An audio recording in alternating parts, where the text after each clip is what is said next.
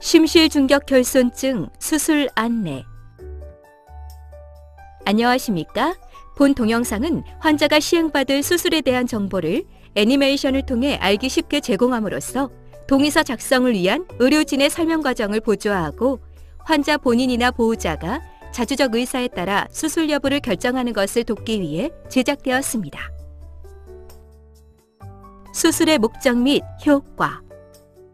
심장은 대동맥과 폐동맥을 통해 온몸으로 혈액을 순환시키는 펌프 기능을 담당하는 장기입니다. 심장은 두 개의 심방과 심실로 구성되어 있는데 좌우 심방과 심실 사이에는 승모판막과 삼천판막이, 좌심실과 대동맥 사이에는 대동맥 판막, 우심실과 폐동맥 사이에는 폐동맥 판막이 위치하고 있어서 심장을 통과하는 혈액이 한쪽 방향으로만 흐르도록 도와줍니다. 우심실을 출발하여 폐동맥으로 흘러들어간 혈액이 폐포 모세혈관을 통과하면서 산소와 이산화탄소를 교환한 다음 폐정맥을 거쳐 좌심방으로 돌아오는 것을 폐순환이라 하고, 좌심실로 넘어온 혈액이 대동맥과 동맥을 거쳐 전신의 모세혈관을 통과하면서 신체 장기와 조직에 산소와 영양분을 공급하고 이산화탄소와 노폐물을 흡수한 다음 상대정맥과 하대정맥을 통해 우심방으로 돌아오는 것을 체순환이라 하는데, 이처럼 혈액은 폐순환과 체순환을 반복하면서 순환고리를 형성하고 있습니다. 영어로 VSD라고 불리는 심실중격결손증은 좌심실과 우심실을 구분하는 심실중격의 결손, 다시 말해 벽이 완전히 막히지 않은 상태로서 선천성 심장기형 중에서는 가장 흔한 형태에 해당하는데, 결손 부위에 따라 막양부 결손과 판막하 결손, 근성부 결손 등으로 분류됩니다. 심실중격 결손의 크기가 작은 경우에는 특별한 이상 없이 아이가 정상적으로 성장하거나 시간이 지나면서 저절로 막히기도 합니다. 하지만 결손 부위가 크거나 시간이 지나도 저절로 막히지 않는 경우에는 수술을 통해 결손 부위를 막아주어야 합니다. 적절한 시기에 수술을 해야 하는 이유. 온몸으로 혈액을 순환시켜야 하는 좌심실의 압력은 폐조직으로만 혈액을 순환시키는 우심실의 압력보다 훨씬 높기 때문에 심실중격 결손증이 있으면 혈액의 일부가 좌심실에서 우심실로 넘어가서 폐동맥으로 흘러들어가는 좌우단락이 발생합니다. 이처럼 일부 혈액이 추가로 폐순환을 반복하게 되면 심장에 무리가 가면서 심부전이 발생할 뿐 아니라 시간이 지남에 따라 폐동맥이 뻣뻣해져서 혈류에 대한 저항이 심해지는 폐동맥 고혈압이 나타납니다. 그리고 이러한 상태가 진행하면 우심실의 압력이 좌심실의 압력보다 높아지면서 우심실에서 좌심실로 혈액이 넘어가는 우좌단락이 비가역적으로 나타나는 아이젠맹거 증후군이 발생하게 됩니다. 손상된 폐동맥은 심실의 결손 부위를 막더라도 다시 회복되지 않으며 일단 아이젠맹거 증후군까지 진행한 이후에는 심장과 폐를 동시에 이식하지 않고는 치료가 불가능하기 때문에 심실중격 결손증이 있는 환자들은 이러한 합병증이 발생하기 이전에 수술을 시행받는 것이 중요합니다.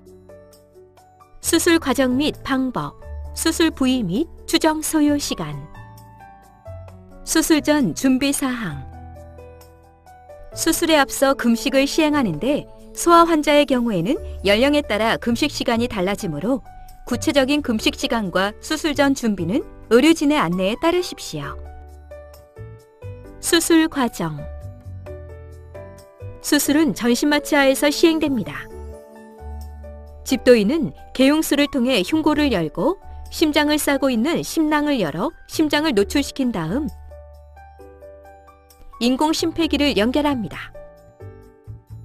참고로 인공심폐기는 온몸으로 혈액을 순환시키는 역할을 담당하는 심장의 기능과 산소와 이산화탄소를 교환하는 폐의 기능을 대신해주는 기계장치로서 인공심폐기를 사용하면 심장을 정지시킨 상태에서도 혈액순환을 유지하면서 수술을 시행할 수 있습니다. 인공심폐기가 작동하고 심장 박동이 멈추면 집도인은 심장을 절개하여 결손 부위를 노출시키는데, 결손 부위가 작은 경우에는 1차 봉합으로 폐쇄시키고 결손 부위가 큰 경우에는 심낭 조직이나 인공물질을 이용하여 결손 부위를 폐쇄시킵니다. 이제 심장의 절개 부위를 봉합하고 인공 심폐기와 연결했던 도관을 제거합니다.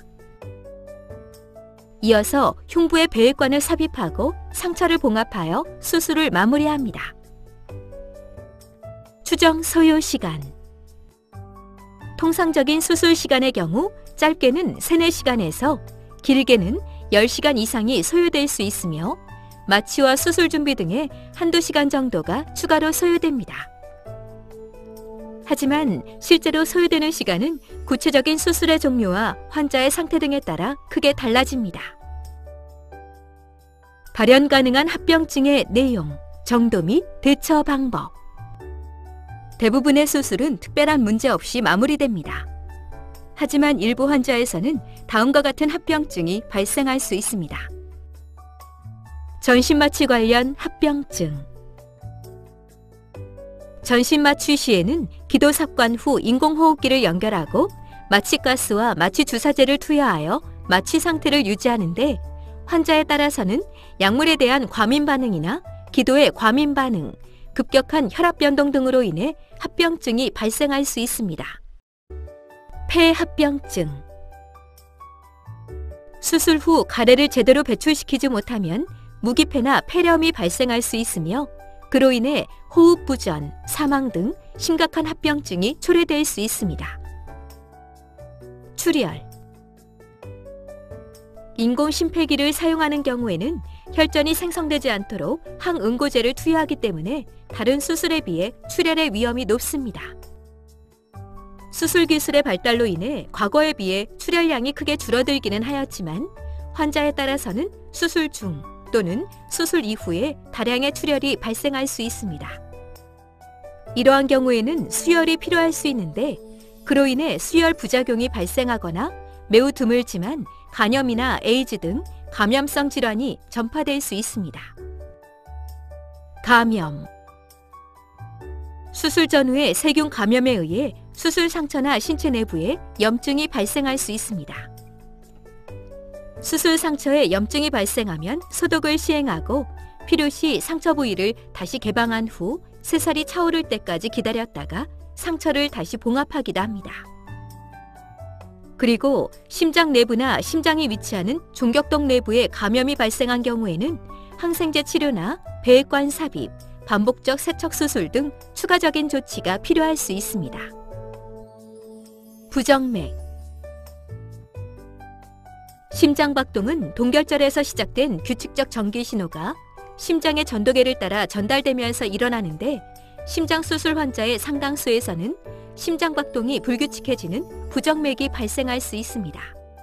대부분의 부정맥은 수일 내에 정상 심박동으로 회복되는데 환자에 따라서는 추가적인 항부정맥제나 항응고제 사용 또는 전기 충격기를 이용한 심박동의 정상화가 필요할 수 있고 환자에 따라서는 영구형 인공심장박동기의 삽입이 필요한 경우도 있습니다. 한편 수술 전 폐고혈압이 많이 진행한 환자들은 수술 후 심부전이 발생할 위험이 높아지므로 다른 환자에 비해 중환자실 치료가 길어질 수 있습니다. 심장 판막 손상.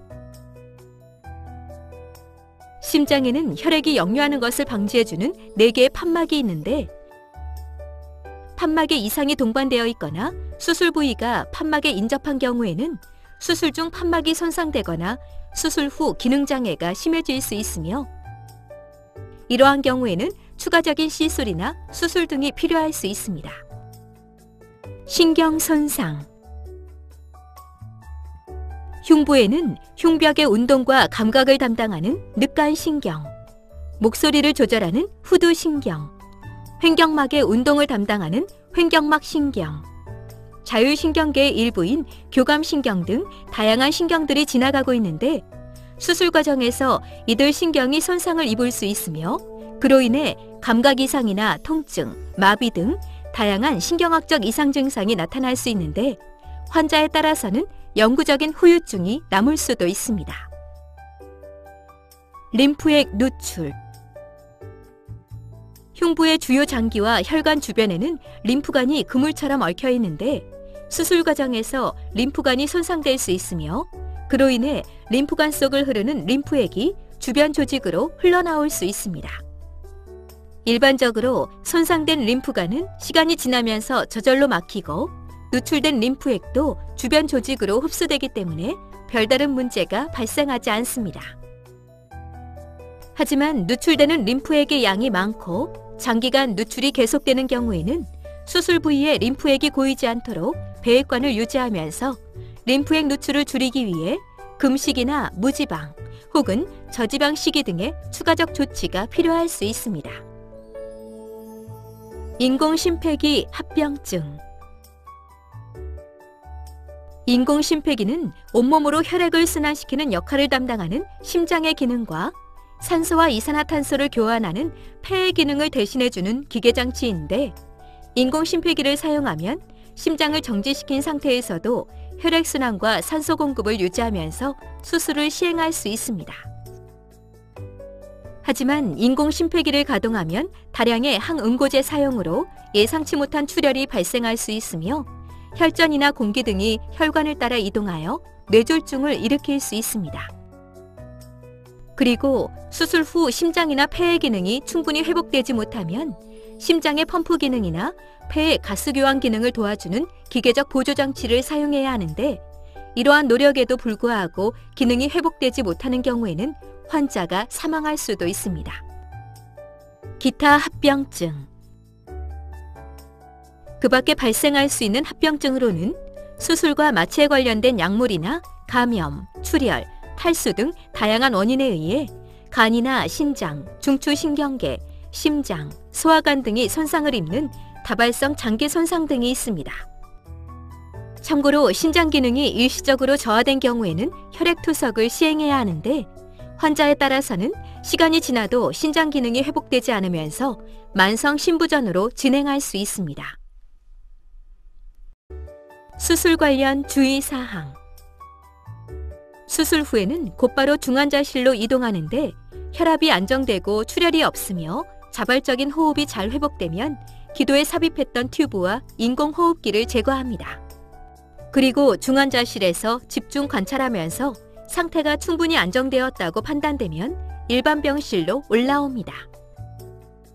배액관은 몸속의 공기나 체액 등을 배출시키는 역할을 담당하는데 수술 후에는 배액관이 꺾이거나 빠지지 않도록 주의하시고 배액되는 액체의 양이나 성상이 갑자기 변하거나 통증이 심해지는 경우에는 즉시 의료진에게 말씀하여 주십시오. 기타 사항. 수술을 시행하지 않을 경우 및 다른 치료 방법. 심실중격 결손을 적절한 시기에 교정하지 않으면 심장에 무리가 가면서 심부전이 발생하거나 비가역적인 폐동맥 손상으로 인해 심장과 폐를 동시에 이식하지 않고는 치료가 불가능한 상태에 이르게 됩니다. 수술 이외의 다른 치료 방법으로는 혈관을 통해 폐쇄기구가 달린 도구를 삽입하여 결손 부위를 폐쇄시키는 방법이 있습니다. 하지만 이러한 비수술적 치료 방법이 모든 경우에 적용 가능한 것은 아니며 각각의 장단점이 존재하기 때문에 의료진들은 환자의 상태를 종합적으로 고려하여 최선의 치료 방법을 추천해드리고 있습니다. 기타 추가 설명. 설명의 한계. 비록 발생률이 매우 낮기는 하지만 지금까지 설명드린 내용 외에도 다양한 예기치 못한 합병증이 발생할 수 있습니다. 하지만 이러한 사항 모두를 사전에 예측하거나 설명하는 것은 불가능하므로 이에 대한 환자 보호자분의 양해를 부탁드립니다. 보험 적용의 한계. 수술 중 또는 수술 전후로 필요하다고 판단될 경우에는 의료보험 적용 범위 이상의 마취 재료나 수술 재료, 약물 등이 사용될 수 있으며 추가적인 병리 검사나 영상 검사 등이 시행될 수 있는데 이러한 경우에는 별도의 본인 부담금이 발생할 수 있습니다. 임상연구 데이터 활용. 본 수술에 관련된 정보 중에서 환자의 개인정보를 제외한 의학적 데이터는 의학 발전을 위한 임상연구에 활용될 수 있습니다. 지금까지 심실중격 결손증의 수술적 치료에 대해 설명드렸습니다. 감사합니다.